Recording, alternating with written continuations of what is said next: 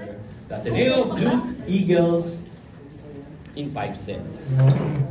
We have Coach Norman Miguel, Bella Belen, and Van Chanisul. Coach Norman, congratulations for this victory. It's a hard-earned one. Your thoughts about this game, especially pushed to the limit by Ateneo?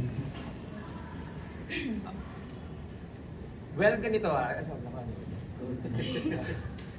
I think this is unpopular to everybody.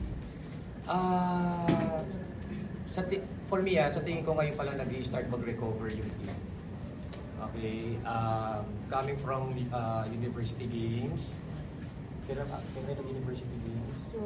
I wasn't there kasi merong high school tournament ng UAAP. So, they went to Dipolog to play for the university games. Luckily, nag-champion.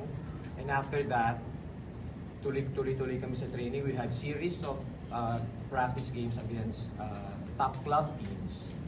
Okay, we had 2 wins and 1 loss. And then continuous pa rin ang training. So para sa akin, I think medyo kulang pa sa recovery yung team namin. That's why we perform like this.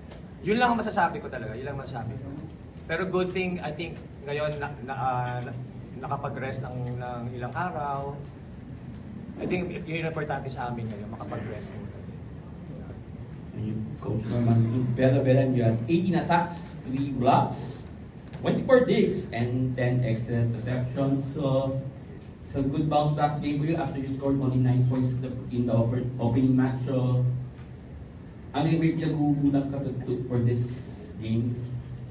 Siyempre po, isa po sa pinag-ugugutan namin or ako is yung pagkatalo namin nung last game namin, which is against UST. And yun nga, mahirap po yung yung pinagdaanan namin yun. Pero I'm really happy kasi halos lahat ng nasa lineup na gamit.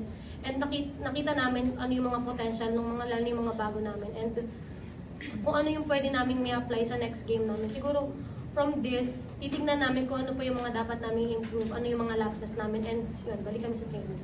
Thank you to Ban. She had 19 attacks, 12 digs, and 7 excellent receptions. So ano masabi mo na naitawid nyo itong Ateneo na talagang palaban kahit maraming bago sa kanila? For me naman po, same lang din as Ate Bel. Kailangan din talaga namin pagtrabahuan every game kasi nakikita naman sa performance namin na hindi talaga, parang hindi talaga kami. So, yun lang, parang pagbalik naman sa training namin, dinadahan-dahan namin. Nakita ko naman, ngayong game na to na parang bumabalik na kami. Yung 5th set, nakita ko siya. And masaya ako. Sino nakita mo? Baka may nakita ka, di namin nakikita. Okay, the floor is open for questions.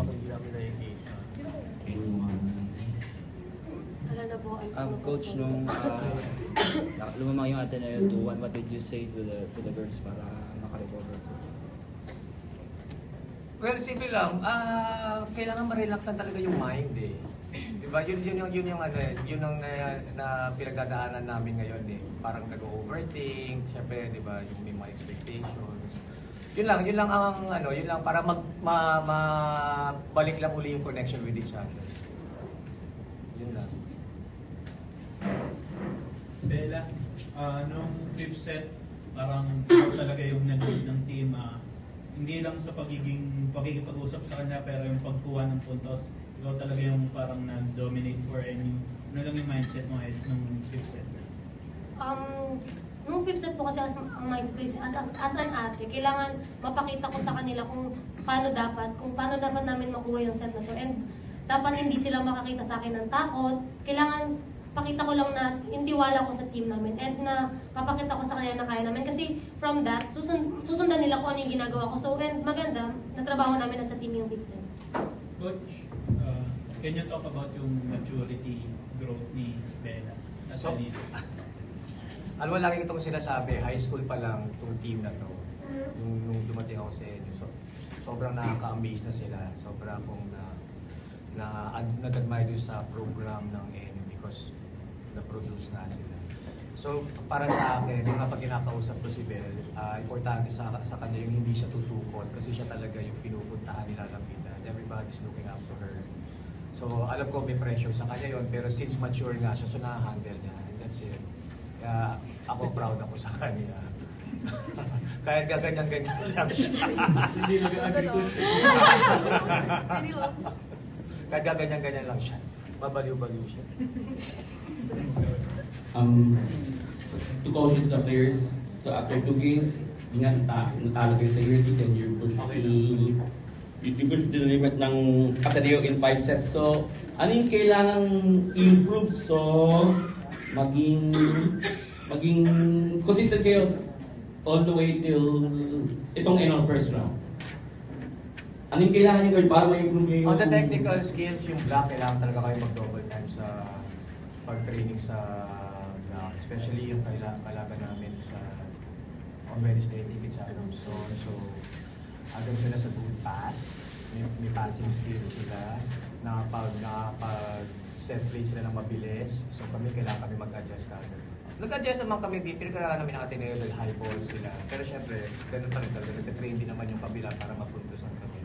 So the same thing, kung paano mag-train din yung agad ng ito, di hard ngayon na maintain kami, may talo kami. So as much as possible, tuloy-tuloy na yung wins namin.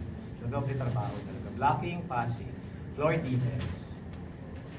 As players, how are you gonna be kasi medyo yun nga, nahirapan kayo itong first 2 games ng season. Ano yung kailangan yung gawin? To Blanche and Bella. Sa akin po, binalikan lang din po namin sa training kung ano yung mga pagkukulang namin sa game. And yun lang, kailangan namin maging consistent every game talaga kasi hindi siya madali para sa amin. So, kailangan namin pagtrabahuan lahat. Same question. For me, we really need to assess po talaga yung team namin and yung sarili namin na kung ano yung lapses namin and ano yung dapat namin trabahuin. Kasi yung season hindi siya magiging madali. Lahat ng teams gustong manalo, lahat gusto mag-champion. So, yung goal namin hindi siya magiging madali. So, kung gusto namin, kailangan namin pagtrabahuin. Alright. Sorry. Okay, congratulations.